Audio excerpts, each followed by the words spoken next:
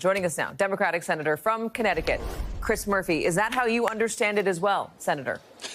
I have no idea. I mean, I'm, following along just as you are. I mean, that's the deal until one of Trump's billionaire friends tweets in 5 minutes that he doesn't like it. Listen, we're, in the middle of a brave new world in which unelected billionaires hold the power within the Republican conference. Obviously, we all are hoping that they don't cause us to go into a shutdown, but there's also reporting that there is some secret side deal between Speaker Johnson and President Trump, that they are all shaking hands on a deal to cut Medicare, Medicaid, and veterans benefits by $2 trillion once they are sworn into the new Congress next year. That sounds like a pretty awful deal for the American people if that's the way in which they afford another tax cut for billionaires and millionaires. So it's still chaos over in the House. They haven't passed anything until they pass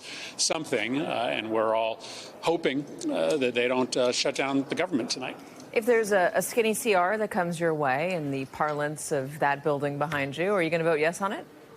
Well, let's take a look at what it is. Obviously, you reported that it includes subsidies for agriculture. No, and it doesn't include assistance. it. Those are separate bills. Well, we don't know how this is all going to work. It may all be packaged together in one bill that arrives in the Senate. So we all have to take a look at what gets to us. Obviously, we want to make sure that the government doesn't shut down, but we all have to be careful about what we're voting on. What do you make of, you mentioned this, but give me a little bit more on what you make of the way that Elon Musk has inserted himself into American politics, not just with this funding bill, but also the way that he's been threatening Republicans with primaries if they don't get on board with Donald Trump's agenda and every one of the decisions that Donald Trump has made. Yeah, so the important question is, why has Elon Musk embedded himself inside the White House? And I think the answer is pretty simple. Elon Musk became a billionaire because of government policy, specifically subsidies for his space program and subsidies for electric vehicles. And so he wants to make sure that those subsidies continue. He also does an awful lot of business in China. And so he wants to make sure that his business does not get shut down with the Chinese government. So Elon Musk is inside this government to protect his billions, and most of the other billionaires that have been nominated to the cabinet are inside the Trump government to protect and expand their billions. It's a great deal for the billionaire class, and so, of course, they are going to threaten any Republican that votes against their interests. Elon Musk didn't oppose the big defense spending bill because he's got stuff in there. He opposed the original version of the CR, probably in part because it was going to make it harder for him to do business in China.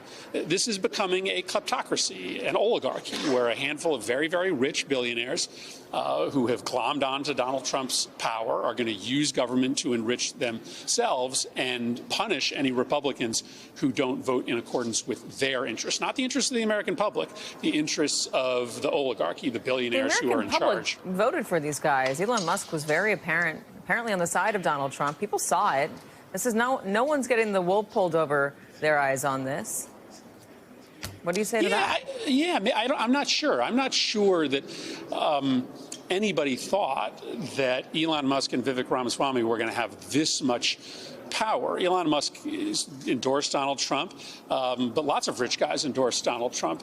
The question is, why is Elon Musk all of a sudden in charge? Donald Trump, I think, had signed off on the original continuing resolution, and he reversed course only when Elon Musk came out in opposition to it. So I'm not sure that the American public voted for Donald Trump thinking that he was going to outsource all of the key governance decisions to a handful of billionaires.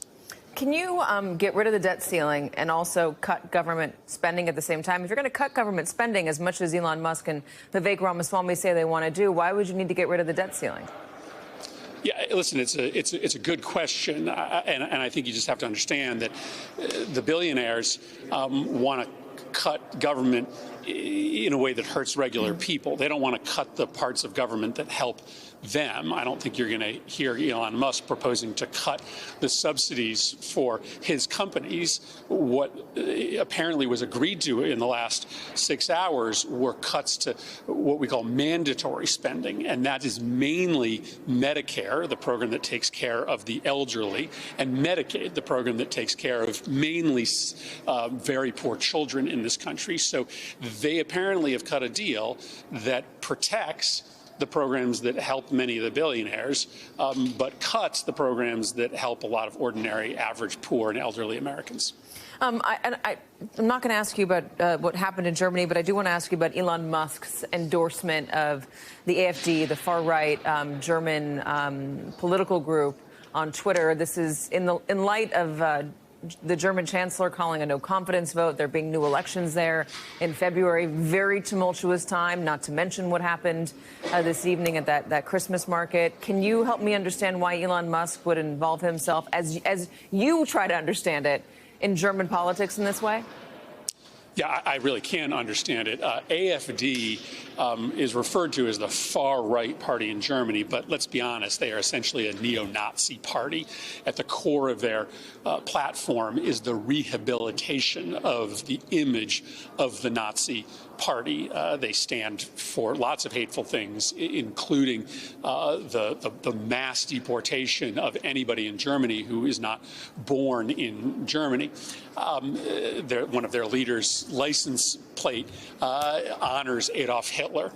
So this is obviously a really disturbing endorsement that Elon Musk has made of the neo-Nazi party in Germany. And if Elon Musk is actually in charge of the Trump administration, it portends some really, really evil things when it comes to the kind of efforts that the Trump administration is going to support abroad, not democracies, but in fact, potentially hateful fringe political groups like AfD. Senator Chris Murphy, thank you very much for joining us today. I appreciate it.